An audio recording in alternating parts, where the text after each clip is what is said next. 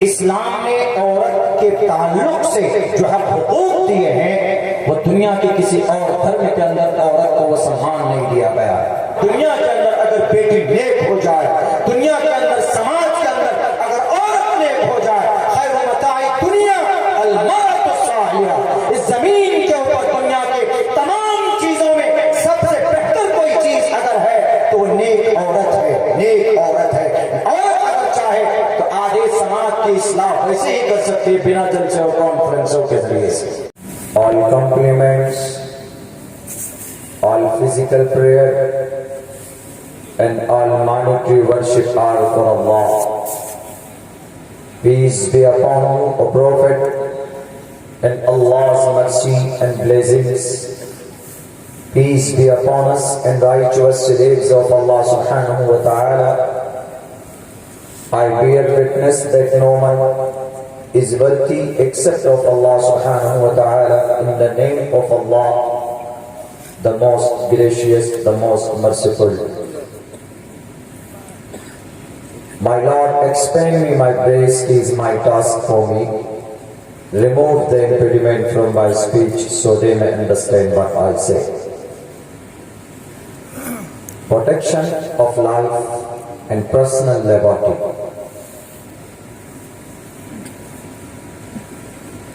यत्र नार्यस्तु पूजन्ते रमन्ते तत्र देवता तत्र दास्तु न पूजन्ते न रमन्ते न तत्र देवता। स्त्री ब्रह्मा स्त्री ही ब्रह्मा भवतः।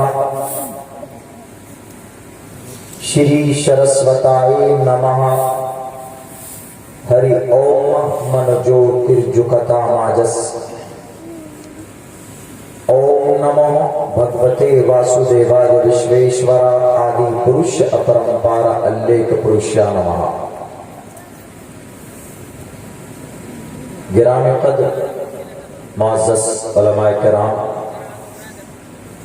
और इस स्टेज पर सियासी, समाजी, मिली और इस कौम के मुअज़्ज़ज़ मुस्तनद मुहतरम हज़रात उलमाए किराम और इस्लामी मुआशरा के बैनर तले जमा होने वाले हमारे गद्दार मुसलमानों, नौजवान साथियों, अपने घरों में बैठकर इस जलसे को सुनने वाली समाज की माँ और बहनों, आपका ये जलसा एक खास उन्वान के तहत मुनाकिद किया जा रहा है। वो ये है, एक मदरसा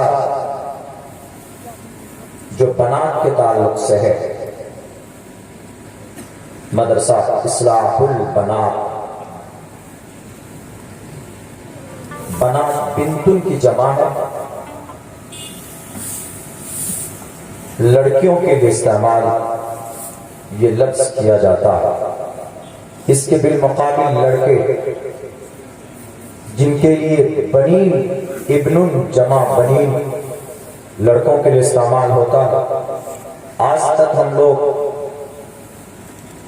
ज्यादा फोकस इस बात पर करते हैं कि लड़कों का मदरसा हो, हमारे बच्चे आलिम दीन बने, हमारा बच्चा हाफिज वकारी मौलाना बने, हमारा बच्चा दुनियावी एतबार से एकेडमिक क्वालिफिकेशन हासिल करें।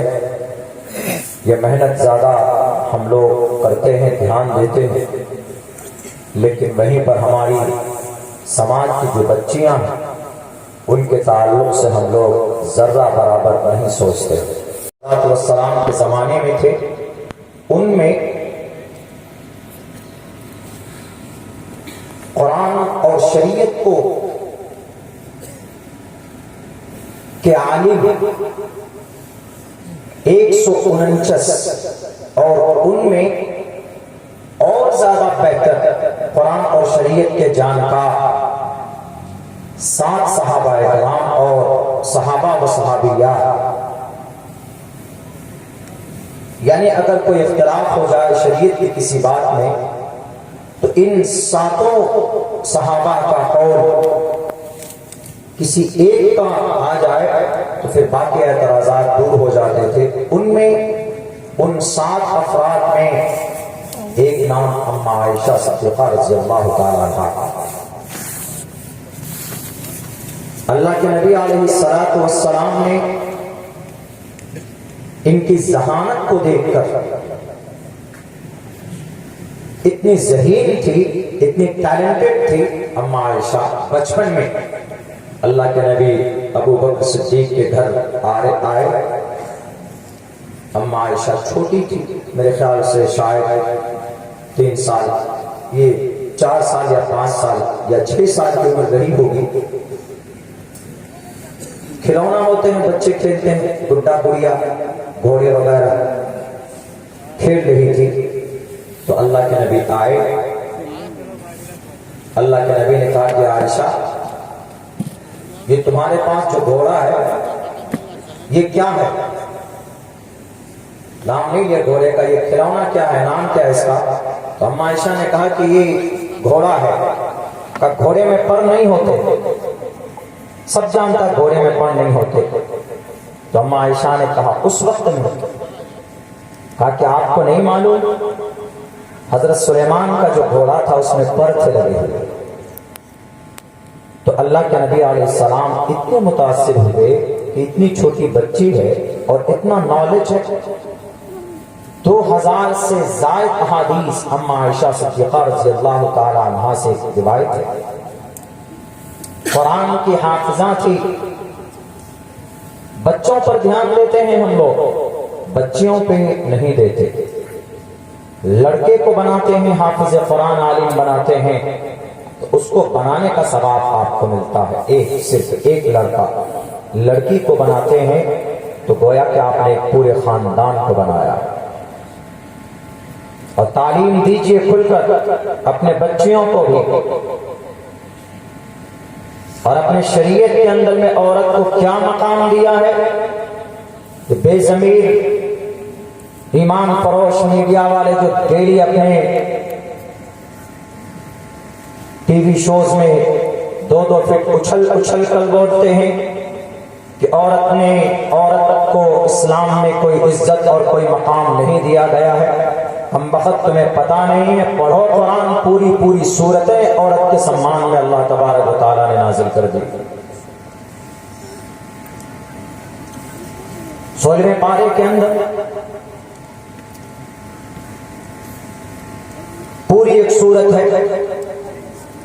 हजरत मरियम अलैहिस्सलातु वस्सलाम के लिए पूरी सूरत नाजिल कर दी। अम्मा आयशा पर तुहमत लगाई गई। अल्लाह ने किसी बच्चे के जरिए या किसी फर्द के जरिए से उनकी बरात नहीं की, बल्कि खुद डायरेक्ट अल्लाह ने कुरान करीम की शक्ल में वही के जरिए से अम्मा आयशा सिद्दीक़ा रज़ियल्लाहु ताला अन्हा की बरात का ऐलान किया। और कहते हैं कि आज इस्लाम के अंदर में औरत को वो सम्मान नहीं है, औरत को वो इज्जत नहीं दी जाती है। तुम नहीं देते इज्जत दुनिया वालों। उत्तराखंड में एक कानून बना है, यूनिफॉर्म सिविल कोड के अंदर। वो कानून कौन सा? वो कानून बनाया है, नाजायज रिश्ते को जायज करार दिया गया, कानूनी शक्ल दी गई। लड़का और लड़की अगर दोनों निकाह से पहले अपनी जिंदगी गुजारना चाहें और हर वो चीज करना चाहें जो हस्बैंड वाइफ के बीच में होता है, जिसको लिव इन रिलेशन बोलते हैं। लिव माने रहना, गुजारना, इन प्रीपोजिशन है अंदर, रिलेशनशिप मतलब रिश्तेदारी। लिव इन रिलेशनशिप नाजायज संबंध में रहना। नाम सुंदर रखने से मतलब सुंदर नहीं होता है धानी साहब। यूनिफॉर्म सिविल कोड के जरिए से, चूंकि इस्लाम में क्या है, इस्लाम में यह है कि कोई भी लड़का और लड़की बिना निकाह के बात नहीं कर सकते, देख नहीं सकते, परमिशन नहीं इस्लाम। इस्लाम में रोज डे का कोई कॉन्सेप्ट नहीं है। इस्लाम में प्रपोज डे का कोई कॉन्सेप्ट नहीं है। इस्लाम में वैलेंटाइंस डे का कोई कॉन्सेप्ट नहीं है। इस्लाम में किसी भी बर्थडे का कोई कॉन्सेप्ट नहीं है। इस्लाम में चैटिंग डे का कोई कॉन्सेप्ट नहीं है। इस्लाम के अंदर में डेटिंग का कोई कॉन्सेप्ट नहीं है। सिर्फ एक ही कॉन्सेप्ट है, टू गेट मैरिड, शादी करना, निकाह करना। अगर आपका निकाह हो जाता है तो आप लड़की को उससे बात कर सकते हैं, आपकी सारी चीजें जायज हो जाएंगी उनके साथ में। उससे पहले नजर उठाकर और से देखने की परमिशन नहीं है। इसीलिए उसके अगेंस्ट में उन्होंने क्या कानून बनाया? उन्होंने कानून ये बनाया, अगर कोई लड़की 18 साल की उम्र की हो जाए, कोई लड़का 21 साल की उम्र का हो जाए, वो दोनों and they want to live in relation for some time, for long time, for a week, for a year, अगर साल भर के लिए रहना चाहे, 2 साल के लिए रहना चाहे, तो उनको क्या करना है पता है? वहां के कानून के तहत उनको काम ये करना है, एक तो एप्लीकेशन फॉर्म उठाएंगे, उसको भर कर दे देंगे, रजिस्टर हो जाएगी, रजिस्ट्री हो जाएगी, दोनों की लिव इन रिलेशन रहना। उसके बाद जो चाहे करें। पता है उन्होंने तो इसको जायज करार दिया, नाजायज संबंध को, लेकिन इससे कितनी ज्यादा, कितने बड़े बड़े जराइम हो सकते हैं, कितनी समाज की बेटियों की मर्डर हो सकती है, उनकी जिस्में, उनके जान और उनको कितना बेइज्जत किया जा सकता है, आप अंदाजा नहीं लगा सकते। इस कानून के बनने से पहले दिल्ली के अंदर में एक कत्ल हुआ था, एक मर्डर हुआ था, बल्कि 2 हुआ था। आपके सामने 3 का उदाहरण पेश करता हूं। इसी लिव इन रिलेशन की वजह से, जिसको अब कानूनी शक्ल दी गई है, ये शराबी कबाबी लोग जो कुर्सियों पर बैठे हैं, जो सिर्फ बेटी के सम्मान की बात करते हैं, लेकिन बेटी के बचाव के लिए कोई काम नहीं किया जाता। दिल्ली के अंदर में लिव इन रिलेशन में रहते थे, लड़के का नाम मोहम्मद आफ्ताब था। लड़की के जिस्म के कितने टुकड़े किए उसने? 35 किए। लड़का, इसको हिंदू मुस्लिम से जोड़ा गया। हिंदू मुस्लिम का कोई मसला ही नहीं है। आफ्ताब हो कि कोई संजय हो कि कोई संदीप हो, कोई भी हो, बेटी बेटी होती है। किसी की बेटी को कि उसकी इज्जत लूटना और उसके साथ खिलवाड़ करना, according to the Islamic sharia, it is a prohibited, नाजायज हराम है। उस लड़के ने पता क्या किया? 3 साल तक तो अच्छा उनका लिव इन रिलेशन चला। चंडीगढ़ में रहे, मुंबई में रहे, दिल्ली आए, खूब मजे में रहे। पता चला कि लड़की का कहीं और, शायद या लड़के का कहीं और मन लग गया किसी और लड़की के साथ में। तो लड़के ने, दोनों के बीच में झगड़े होने लगे। तो लड़का तंग हो गया और लड़का एक रोज हथियार उठाता है और उस बच्ची के जिस्म के 35 टुकड़े करते हैं। 35 टुकड़ों को अलग अलग लिफाफे में डालकर, पन्नी में डालकर, कूड़े मैदान में डाल करके आते। पता चलता है जुर्म, मुजरिम पकड़ा जाता है, उसको सजा होती है। अलबत्ता एक बेटी की तो जान चली गई और एक पढ़ा लिखा लड़का कातिल बन गया। किस वजह से? लिव इन रिलेशन की वजह से। एक और वाकया सामने आया था। लड़की थी, शायद 15 साल की होगी, उसका बॉयफ्रेंड जो था, बॉयफ्रेंड यही जुमला है लोकल लैंग्वेज में, बाजारू लैंग्वेज में सेटिंग, मेरी सेटिंग है, ऐसे बोलते हैं आजकल के नौजवान। उस लड़की ने मना कर दिया कि हम आपके साथ कंटिन्यू नहीं करना चाहते, आप क्या कीजिएगा। लड़का आता है, शराब और पी करके पत्थर उठाता है उस लड़की के जिस्म के, तो 45-46 तो वो तोड़ता है, पहले उसको पत्थर दे दे के मारता है। सीसीटीवी में फुटेज लीक हुआ था, देखा था, और फिर उसको मार देता, वहीं पे मार देता। किस वजह से? लिव इन रिलेशन की वजह से। To live in relationship, it is a very bad thing in our society. Pushkar Swami साहब, ये भी छोड़िए, एक और वाकया मुंबई के अंदर हुआ। लड़का इंजीनियर, 4 साल से रह रहे दोनों आपस में मिलकर, लड़की भी लड़का भी, शादी नहीं की उन्होंने। लड़का 1 लाख रुपए महीना कमाता था, तो लड़की ने सोचा कि अरे is a very gentleman and rich person, फैसला किया कि हमको इसके साथ रहना है, रहना शुरू किया। उस लड़की को शायद कोई और ज्यादा पैसा कमाने वाला लड़का मिल गया, तो उस लड़की ने फैसला किया कि भाई इसको स्किप करो, छोड़ो इसको, हम आगे के साथ देखते हैं। वो 2-2.5 लाख रुपए महीना कमाता होगा, उसके साथ में रिश्ता बनाना शुरू किया उन्होंने। उसको कहा कि जाओ तुमको लात मारते हैं, ब्रेकअप हो गया, ब्रेकअप, लात मारते हैं, ब्रेकअप, बेवफा हो गया। नाम खूबसूरत रख देने से काम खूबसूरत नहीं होता। उसके बाद पता वो लड़का दिल जला, दिल फेंक आशिक। आजकल जो हमारे बच्चे भी वैलेंटाइंस डे इंतजार करेंगे 14 फरवरी का, कब वैलेंटाइंस डे आएगा, गुलाब लेकर मोहतरमा के पास जाएंगे और बोलेंगे कि लीजिए, वैलेंटाइंस डे यौम मोहब्बत माना जाता है। यानी हर लड़का अपनी अपनी सेटिंग को मोहब्बत का इजहार करता है कि लीजिए हम आपसे मोहब्बत करते हैं, हमारे साथ में रिश्ता बना लो, हमसे दोस्ती कर लो, दोस्ती कर लो, हम चांद पर चढ़कर तुम्हारे लिए वहां से सितारे वगैरह तोड़ कर लेकर आएंगे। पता चला कि उससे कुछ भी नहीं टूटता, दावे करता। इस्लाम में ये सारी चीजें बातिल है।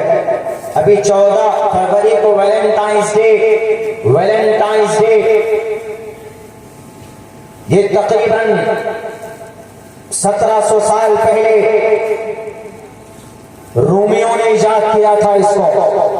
क्लाउडियस बादशाह, उसने एक पादरी को जेल में डाला, जेल के जेलर की बेटी से उस पादरी का प्यार हुआ और उस पादरी से डेली वो लड़की मिलने आती थी, गुलाब का फूल देती थी, लीजिए because I love you so much, हम आपसे बड़ी मोहब्बत करते हैं। जब क्लाउडियस को पता चला जेलर की शिकायत पर उसको फांसी की सजा सुनाई गई, उस पादरी ने कहा कि आखिरी वक्त में मेरी एक ही ख्वाहिश है, एक ही तमन्ना है, पूरी कर दो। ये लो मेरा कार्ड, मेरी मोहतरमा को, मेरी गर्लफ्रेंड को, मेरी सेटिंग को दे करके आ जाना। उस जेलर की बेटी को उसमें लिखा गया कि भाई बड़े ही दिल जड़ा आशिक वैलेंटाइंस, पादरी का नाम वैलेंटाइन, उसी के नाम पर वैलेंटाइंस डे, दिल फेंक आशिक वैलेंटाइंस के तरफ से ये ले लो, मेरी मौत होने वाली है, मैं चाहता हूं, मेरी इच्छा है कि मेरे नजरों के सामने तुम उस दिन हो जिस दिन मुझे फांसी पर लटकाया जाए। उसको फांसी दी गई। उसी दिन से लेकर आज तक क्रिश्चियन इसको यौम मोहब्बत मनाते हैं, यानी मोहब्बत के लिए कुर्बानी दी गई। इस्लाम के अंदर किसी भी नाजायज संबंध में कोई मोहब्बत की जाए उसको इश्क हकीकी नहीं बोल सकते, इश्क मजाजी है जो आपको तबाही की तरफ लेकर जा सकती। उसको कानूनी शक्ल दी गई। उसने कहा, उस लड़के ने कहा, मुंबई वाले ने, अरे पहले मेरे साथ 4 साल तुम रहे, खाए पिए एक साथ लेटे, सब कुछ हुआ हमारे बीच में, तुमने जब चाहा मैंने तुमको गिफ्ट में आईफोन भी दिया है, मैंने तुमको हर वो खुशी देने की कोशिश की है जो एक बीवी को कोई नहीं दे सकता। क्या कमी थी मेरे अंदर? लड़की साफ फैसला कर चुकी थी कि मुझे तुम्हारे साथ नहीं रहना है, तुम्हें जो करना है करो, जाओ। वो लड़का पागल हो जाता है, दिल फेंक आशिक। बोलते हैं आजकल भी कोई किसी की लड़की के चक्कर में फंस जाकर बैठा रहेगा, 4-4 बजे रात को फोन पे बातें करेगा, लगता है कि बहुत बड़ी ड्यूटी लग गई, तबाह हो जाता, खाना नहीं खाते, बर्बाद हो जाते, पढ़ाई में मन नहीं लगता। वैसी उसकी हालत हो गई। एक रोज पागल होकर के चाकू उठाया और गर्लफ्रेंड को बुलाया अपने फ्लैट के अंदर में और उसके जिस्म पे उसको जिबा किया। जिबा करने के बाद थाल उतार कर अलग करता है, उसके अलग अलग बोटियां करता है, मांस को निकालता है बॉडी से, उसके बदन से अलग अलग बोटी करके पन्नी में उसके मांस को डालकर फ्रीजर में डालता है, फ्रिज में डालता है और हर दिन वो नौकरी करके आता है। आने के बाद में 250 ग्राम, 100 ग्राम, 50 ग्राम फ्रिज से निकाल कर प्रेशर कुकर में डालता है। जैसे चिकन और मटन हम लोग बनाते हैं वैसे चिकन और मटन की तरह बनाकर उसको डेली वो खाता है। बताइए किस वजह से? लिविंग रिलेशन की वजह से। हमारा इस्लाम क्या कहता है, हमारा कुरान क्या कहता है? हमारा कुरान इस बीमारी की बेहतरीन इलाज जानता है और बताता है। मोहब्बत की शुरुआत कहां से होती है? डुप्लीकेट मोहब्बत की शुरुआत कहां से होती है?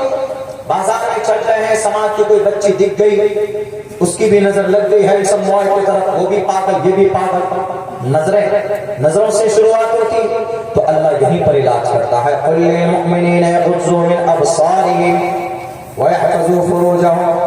लड़कों से भी कहता, बाजार जाओ तो काम से काम रखो, समाज की बेटियों को ताकने के लिए मत जाओ। और बेटियों से भी कुरान कहता है,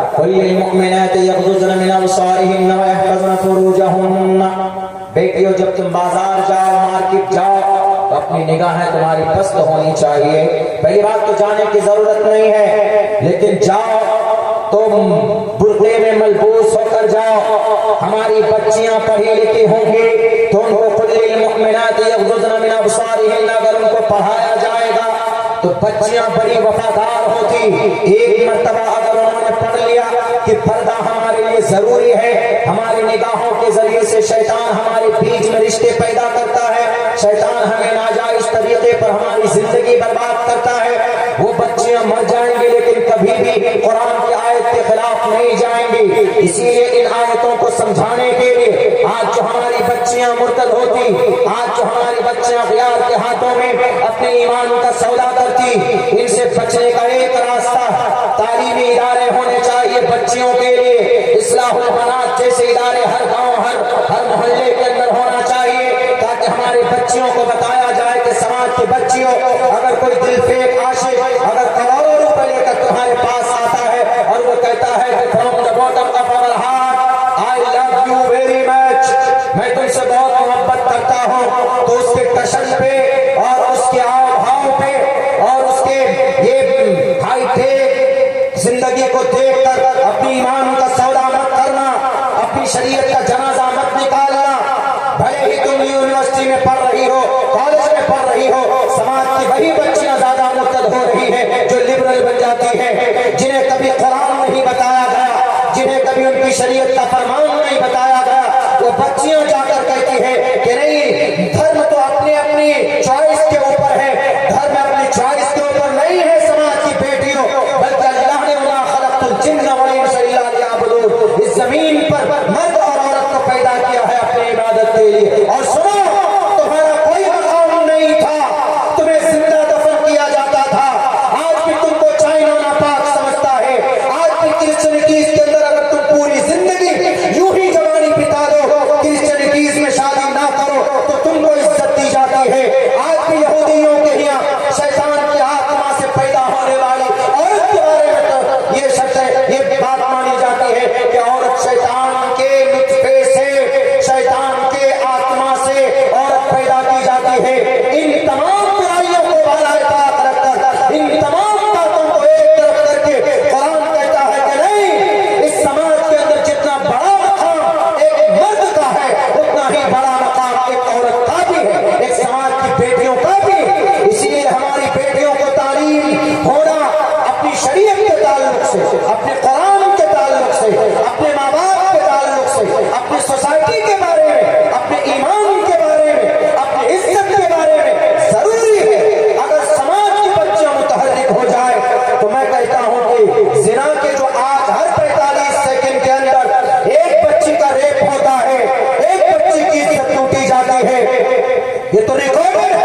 वरना जाया हर बॉयफ्रेंड गर्लफ्रेंड मोहतरमा को बिठाया, शॉपिंग कराया 5,000 रुपए का, दिल पिघल जाता है बच्ची का। 5,000 रुपए मेरे लिए शॉपिंग के लिए तैयार हुआ, अपना सब कुछ दे बैठती, अपनी इज्जत का सौदा कर लेती। फिर वही लड़का जिसने तुम्हारे इज्जत को लूटा, तुमसे उसकी ख्वाहिश पूरी हो जाने के बाद तुमको लात मार देगा। कल तुम उससे कहोगे कि शादी करो तो वह तैयार नहीं होगा शादी करने के लिए। इसीलिए समाज की बच्चियों के लिए जरूरी तालीमी इदारे बनाए जाए, उनकी ईमान की रक्षा के लिए, उनके अकीदे की हिफाजत के लिए जरूरी है। जो बड़े बड़े लड़कों के लिए मदरसे बनाते हैं, लड़कियों के लिए भी मदारिस बनाने निहायत जरूरी है, ताकि अम्मा आयशा सिद्दीक़ा रज़ियल्लाहु ताला अन्हा जैसी वो समाज के बीच में अपनी शरीयत को पेश कर सके और कह सके। अल्लाह के नबी अलैहिस्सलाम ने हफ्ते में एक दिन औरत के लिए रखा था, बुध के दिन। उलमा बैठे हैं, मेरी बात की तस्दीक करेंगे। औरतें आती थी, पर्दे में आप उनको शरीयत की बात बताते थे। इमाम मालिक रहमतुल्लाह अलैह मस्जिद नबवी में या अपनी उनकी मस्जिद में, जस्टिस ऑफ मदीना इमाम मालिक मस्जिद में आगे की तरफ मर्द बैठते, पीछे की तरफ औरत बैठती थी और उनको शरीयत की बात बताते थे। जितना जरूरी मर्द को हो शरीयत और अकीदे को जानना, उतना ही जरूरी औरत के लिए भी है। आज जितने भी जिना के अंदर 50% शिरकत किनकी होती है? बेटियों की होती है कि नहीं होती? रोज डे मनाया जाता है, प्रपोज डे मनाया जाता है, फ्रेंडशिप डे मनाया जाता है, केक डे मनाया जाता है, एक रोज टेंशन डे भी मनाते हैं। छोड़कर चली गई तो टेंशन डे। इस्लाम ने इतना अच्छा अकीदा और कंसेप्ट दिया है औरत और बेटी की रक्षा के लिए, दुनिया के किसी और धर्म के अंदर नहीं है। ये लोग जो कानून बना रहे हैं, मेरे हिंदू भाइयों, शायद आप यहाँ बैठे हो या ना बैठे हो, अगर आप तक आवाज जाती हो, मैंने जो मंत्र पढ़ा है, 2 मंत्र पढ़ा है, उसके अंदर औरत का सम्मान, उसके सम्मान को बयान किया गया। यत्र नार्यस्तु पूजन्ते रमन्ते तत्र देवता तत्रितास्तु न पूजन्ते न रमन्ते न तत्र देवता। शॉर्टकट, ईश्वर की कृपा वही होती जहां बेटी की इज्जत होती, जहां ना हो वहां ईश्वर की कृपा नहीं होती। स्त्री ब्रह्मा स्त्री ही भावतः, ब्रह्मा ने ईश्वर स्त्री को, औरत को पर्दे की चीज बनाया है, पर्दे में रहने की चीज बनाया औरत को। और ब्रह्मा, अगर यहाँ कुरान की अल्लाह के नबी की हदीस पेश करें, इन्नल मरअता औरतुन, हमारे सनातन धर्मी भाई बोलेंगे, हिंदू भाई बोलेंगे कि भाई आपके कुरान में तो बस औरत को पैक कर दो और घर में बंद कर दो। नहीं, ब्रह्मा और ब्रह्मा जो बात है जिस पर एतराज न करना हो उस पर भी कहते नहीं मौलाना, आपके यहाँ तो यकीनन शोषण होता है औरत का, 4-4 शादी 5-5 शादी करते हैं, 2-2 शादियां करते हैं। ब्रह्मा जी के 5 बीवी हैं, ब्रह्मा जी के जो ईश्वर है, परमात्मा है हिंदू भाइयों के। इस पर चर्चा करने, इस पर झगड़ने का कोई मसला ही नहीं है। भाई मुसलमान 4 कर रहा है, पहली बात तो कोई करता नहीं। दिखा दिए मुझे आपके पूरे शहर में, पूरे झारखंड के अंदर में गिन करके कितने मुसलमान है जो 4 शादी किए हुए। एक को संभाल नहीं सकते, 2 के नखरे कहां से संभालेंगे, 3 के कहां से संभालेंगे। 2 कर लिए तो दुनिया जीरत, न खाना न पीना न कपड़ा न नहाना, ऐसा है। 4 कहां से करेंगे, 3 कहां से करेंगे। उनको अगर अपने घर का, अगर उनको तिहाड़ जेल बनाना हो तो 3 शादी कर लो, घर तिहाड़ जेल। ब्रह्मा जी की 5 बीवी है, पत्नी। मैं पहली बार उनका नाम बता रहा हूं, उधर अपने बिहार के अंदर में मैंने बताया, चर्चा किया। अभी 14 तारीख को श्री सरस्वताय नमः, हमारे हिंदू भाइयों में सरस्वती पूजा करते हैं। सरस्वती पूजा, सरस्वती जी ब्रह्मा जी की धर्मपत्नी है। सरस्वती जी की पूजा उम्मन मंदिरों में, मंदिर में भी हो, लेकिन ये ज्यादा स्कूलों में ज्यादा करते हैं। या कोई ऐसा होता है जो म्यूजिक सीख रहा हो तो वो ज्यादा करता है। क्यों? इनके अंदर 2 चीज इनके अंदर ज्यादा है। ज्ञान की देवी मानी जाती है सरस्वती जी, और आर्ट की, फन की, म्यूजिक की, गाने की देवी मानी जाती है। तो जितने भी सिंगर होंगे वो किसी और भगवान की करे ना करे, सरस्वती देवी जी की जरूर करते हैं। लेकिन जब मैं पढ़ रहा था इसी को कि भाई श्री सरस्वती पूजा में कौन सा मंत्र पढ़ते हैं, ओम श्री सरस्वताय नमः मंत्र पढ़ते, उसी के जिम्न में लिखा हुआ देखा, ब्रह्मा जी के 159 बेटे, 159 बेटे। उसी के नीचे देखा हमने पुराण है, और पुराण के हवाले से लिखा गया कि ब्रह्मा जी की 5 पत्नी है, धर्म पत्नी, और उन धर्म पत्नियों का नाम भी था। उन धर्म पत्नियों का नाम था सावित्री, गायत्री, श्रद्धा। ये फिल्म इंडस्ट्री वाला श्रद्धा नहीं, वो उनकी धर्म पत्नी ब्रह्मा जी की, उसी लेवल पे। श्रद्धा, मेधा, सरस्वती। सावित्री, गायत्री, श्रद्धा, मेधा, सरस्वती, ये 5 धर्म पत्नी है। अब अगर मुसलमान यूं कहें कि भाई क्यों ब्रह्मा जी के क्यों 5 शादी है, अब ये लोग जो पुष्कर धाम के साथ कानून बना दिए कि ये शादी कर सकते हो तुम, यूनिफॉर्म से भी कोट आया, तो मरने के बाद तो ब्रह्मा जी पूछेंगे कि तुम ये कानून क्यों लाए जी, एक बीवी की, मेरी तो 5 थी। ये कोई चर्चा नहीं है, इस पर चर्चा करने का कोई मतलब ही नहीं बनता, लेकिन बनाया जाता है आज की तारीख में। क्यों मुसलमानों में 4 शादी है? अरे वो शादी जिसकी जितनी जरूरत थी की उन्होंने। कुछ दिनों पहले यही मेघालय का एक मुखिया था, 63-64 बीवी थी उसके बच्चे स्कूल में जाते थे, स्कूल वाले हाथ जोड़कर खड़े हो गए कि मुखिया जी हम आपके बच्चों को नहीं पढ़ा सकते। क्यों? आपके बच्चों से हमारे स्कूल की सीट फुल हो जाती है, गांव समाज के बच्चे नहीं आते, तो उनको अपने गांव में स्कूल खोलना पड़ा। मुखिया जी के स्कूल उसके बच्चे पढ़ते थे सिर्फ उसमें, तो कोई मसला ही नहीं है इसके ऊपर बात करने का। फैक्ट ये है कि इस्लाम ने औरत के ताल्लुक से जो है हुकूक दिए हैं, वो दुनिया के किसी और धर्म के अंदर औरत को वो सम्मान नहीं दिया गया। एक सहाबी अल्लाह के नबी के पास आते हैं और आने के बाद पूछते हैं कि मोहम्मद रसूलुल्लाह, I want to explain my past history. मैं चाहता हूं कि आपको मैं अपने जमाने जाहिलियत के, मेरे जमाने जाहिलियत के बारे में, मैंने मेरी बेटी को मैंने कैसे दफन किया है, मैं उसके बारे में आपको बताना चाहता हूं। अल्लाह के नबी ने कहा ठीक है बताओ। मोहम्मद रसूलुल्लाह के करीब बैठ गए वो सहाबी और उन्होंने कहा कि मेरी बेटी थी, मेरी बीवी ने छुपा करके मेरी बेटी को रखा, उसकी परवरिश की दूसरे घर के अंदर।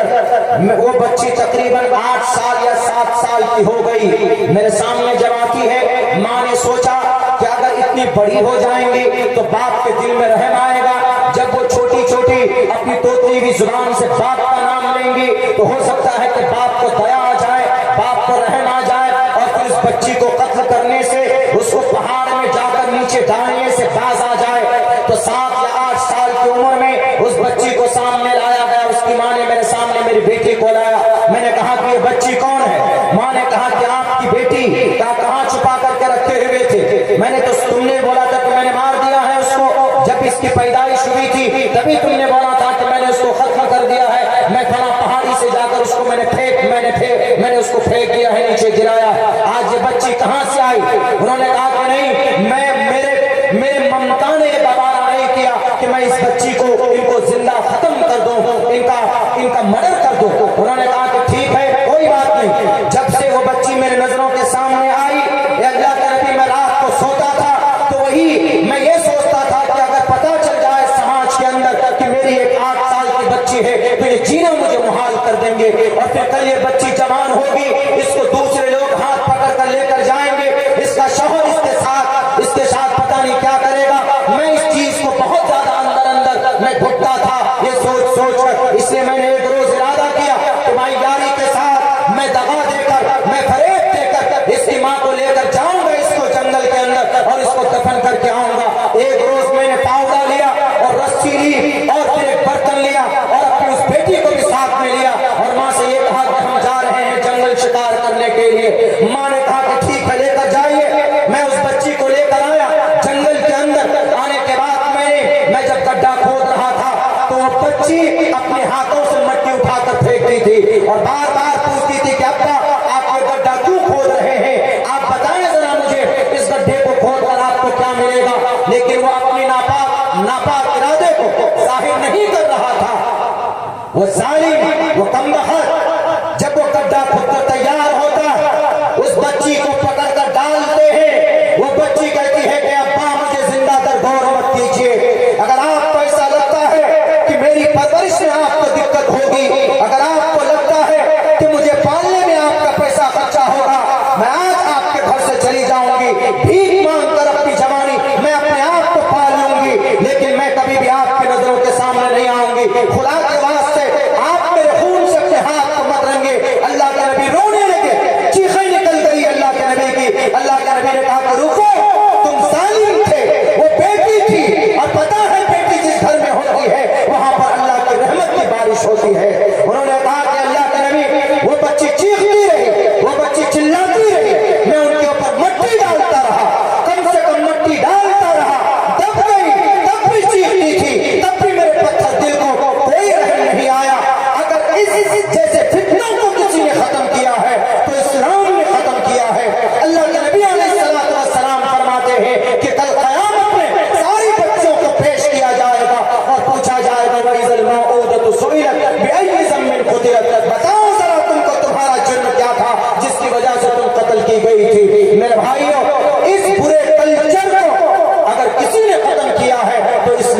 खत्म किया है। अगर इस पूरे कल्चर को किसी ने पैरों तले रौंद कर और बेटी को समाज का मां, समाज की रीढ़ की हड्डी अगर करार दिया है तो इस्लाम ने करार दिया है। और यूं कहा है कि दुनिया के अंदर अगर बेटी नेक हो जाए, दुनिया के अंदर समाज के अंदर अगर औरत नेक हो जाए, खैर मताई दुनिया अल-मरअतु सालिहा, इस जमीन के ऊपर दुनिया के तमाम चीजों में सबसे बेहतर कोई चीज अगर है तो वो नेक औरत है, नेक औरत है। औरत अगर चाहे तो आधे समाज की इस्लाह वैसे ही कर सकती है बिना जलसे और कॉन्फ्रेंसों के जरिए से। लेकिन ये लोग अनाप शनाप कानून औरत के ताल्लुक से जुबानी कानून बनाते हैं। सच में औरत को सम्मान इज्जत अगर किसी ने दी, किसने दी? इस्लाम ने दी।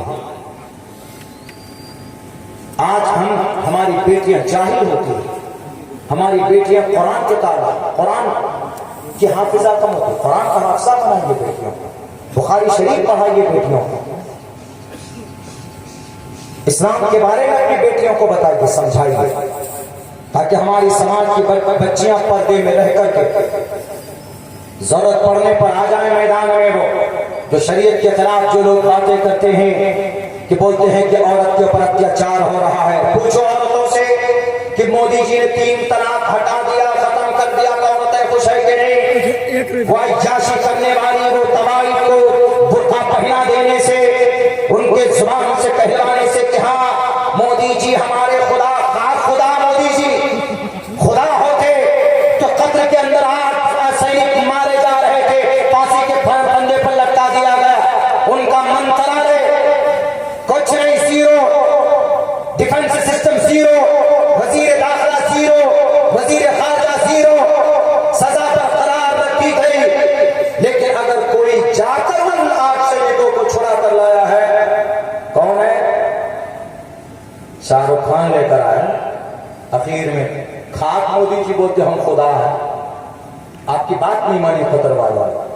शाहरुख खान को शायद भेजा, डेलीगेट से लेकर के पहुंचा, अगरचे उन्होंने डिनाई किया है लेकिन असल हकीकत यही है, अंदरूनी वो गया है, बात किया है और 8 को लेकर के आया है। एक की सजा भी बरकरार है, उसको भी खत्म करने में लगे हुए। आप खुदा नहीं हो सकते, खुदा किसी पर नाइंसाफी नहीं कर सकता, भगवान ईश्वर किसी पर अत्याचार नहीं कर सकता। आप 42 साल से अपने मोहतरमा को छोड़े हुए हो, आप अपनी बीवी को इंसाफ नहीं दे सकते, तो आप समाज की बेटी को क्या इंसाफ देंगे? एक साहब ने तो शादी नहीं की, उनको बीवी के बारे में, औरत के बारे में क्या चिंता, उनकी इज्जत के बारे में। औरत को वही समझ सकता है जिसकी बेटी हो, जिसकी बहन हो। उत्तर प्रदेश के अंदर में लाल गुजर साहब शादी की ही नहीं, तुमको क्या पता कि भाई बेटी की क्या इज्जत होती है, बहन की क्या इज्जत होती है, बहन को भी छोड़े हुए माँ का क्या सम्मान होता है। हमको किसी से कोई लेना देना नहीं, अलबत्ता हम इतनी बात जरूर कहेंगे कि हमारे इस्लाम ने औरत के ताल्लुक से जो निजाम कायम किया है, इससे बेहतर निजाम दुनिया के किसी और संविधान में नहीं है, दुनिया के किसी और कानून में नहीं है। औरत की अगर रक्षा करनी है, औरत की अगर हिफाजत होनी है, तो इस्लाम के पैटर्न को अपना, इंशाअल्लाह हिफाजत होगी औरत की। औरतों को खुली छूट मत दो। समाज के अंदर बहुत से लोग बोलते हैं कि औरत को बंदिश में इस्लाम ने डाल कर रखा है, गलत बात। तो बंदिश में इसका मतलब गाड़ी में बैठो, बाल खुले हुए हो, बस के अंदर बैठ जाओ, अपने बॉयफ्रेंड के साथ बैठकर खूब किसिम करो, ठीक है ये कल्चर? अगर ऐसा होगा तो निर्भया जैसा कांड होगा। निर्भया कांड से मैंने आपके सामने इशारा किया। सन 2012 के दिसंबर में दिल्ली के अंदर में जो बेटी की इज्जत लूटी गई थी, वहां क्या हुआ था?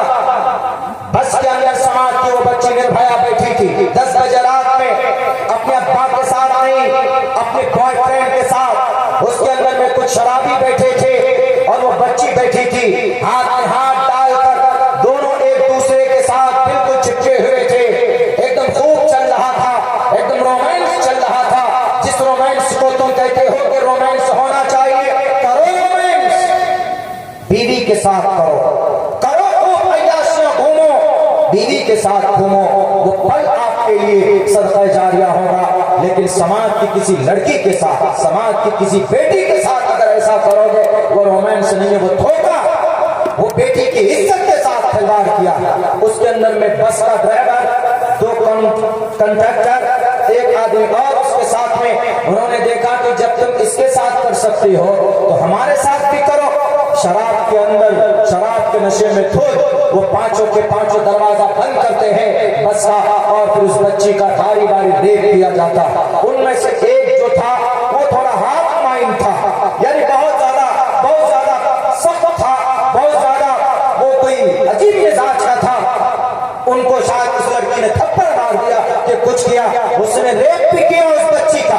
रेप के बाद में उसके प्राइवेट पार्ट में हाथ डालकर जहां तक जा सकता था वहां के ऑर्गन्स को पकड़कर खींचने की कोशिश की, और उसी जख्मी की वजह से सिंगापुर के अंदर उस बच्ची की मौत होती। हमें इस बात का दुख है और दर्द है कि समाज की एक बेटी का, निर्भया के माँ बाप की प्यारी बेटी की इज्जत लूटी गई, नहीं होना चाहिए। लेकिन समाज में उससे पहले उनके बलात्कार से पहले जो अमल था इन दोनों बच्चों और बच्चियों का, वो काबिल इस्लाम था। अगर वो लड़की नहीं जाती जींस पहनकर, अगर वो अपने बॉयफ्रेंड के साथ नहीं जाती, लड़की पर्दे में रहती, बुर्के के अंदर रहती, तो उसको सम्मान करते हैं शैतान भी, जो लड़कियां पर्दों के अंदर हुआ करती, जो लड़कियां बुर्के के अंदर मलबूस होकर आगे बढ़ती है, समाज में जाती है, मार्केट में चली जाए, लोग दिल से उसको इज्जत देते हैं कि नहीं भाई ये इज्जतदार घराने की है, पर्दे के अंदर में मलबूस है। अगर अगर कोई जींस स्कर्ट पहनती, उसके पार्ट्स और बॉडी चमकते हैं, अलग अलग दिखते हैं, तो कोई भी अपनी निगाहें डालकर स्कैनिंग करना शुरू कर देता है कि भाई कहां पर कितना गोश्त है, कहां पर कौन सी खूबसूरती कहां पर छुपी हुई, अपनी नजरों को जमा करके देखा। इसीलिए हजरत अली ने कहा है कि अगर उचकती हुई नजर पड़ जाए समाज की बच्ची के ऊपर तो कोई मतलब नहीं है, कोई गुनाह नहीं है, फौरन अपनी निगाह को वापस कर लो। लेकिन अगर तुम वहीं पर जमाए रखे तो समझ लो कि तुम्हारी आंखें जिना कर रही है। इस्लाम ने औरत को क्या सम्मान दिया है? अगर वो बच्चियां उस बस के अंदर बैठकर, वो बच्चे, वो लड़के, वो लड़की अगर इस तरह की हरकत नहीं करते तो आज वो लड़की जिंदा होती, आज वो लड़की मौजूद होती। जितने भी रेप और मर्डर के केसेस होते हैं, पहले उससे पहले प्लानिंग की जाती है। एक लड़की का रेप हुआ कोटा के अंदर, आज तो लिबरल बना रहे हैं अपनी बेटियों को कि पैंट पहनकर जाओ, वो नेगी बोलते उसको, हाथ पैजामा पहनकर जाओ और खूब पढ़ाई करो। डॉक्टर बनना बनाना मना नहीं है, लेकिन कम से कम आपकी बेटी की इज्जत महफूज हो, उस हिसाब से उनको कपड़े पहनाइए, उस हिसाब से उनको तालीम दीजिए, अपने बारे में बताइए। क्या बच्चियां पर्दे में रहेंगी तो पढ़ नहीं सकती? कर्नाटका के अंदर उर्दू मीडियम से इंटरमीडिएट के अंदर में टॉप होने वाली कोई लड़की है, वो पर्दे के अंदर, बुर्के के अंदर थी। उसका इंटरव्यू भी बाद में पूरी दुनिया ने देखा। उस बच्ची ने उर्दू के अंदर में सबसे ज्यादा नंबर इंटर के अंदर लाया है, और वो हमेशा से पर्दे में रही। पर्दा पढ़ाई में रुकावट नहीं है। बेहतर मां बनने के लिए बच्चियों का तालीम याफ्ता होना निहायत जरूरी है। औरतें कमजोर नहीं होती है, औरतें बहादुर होती हैं।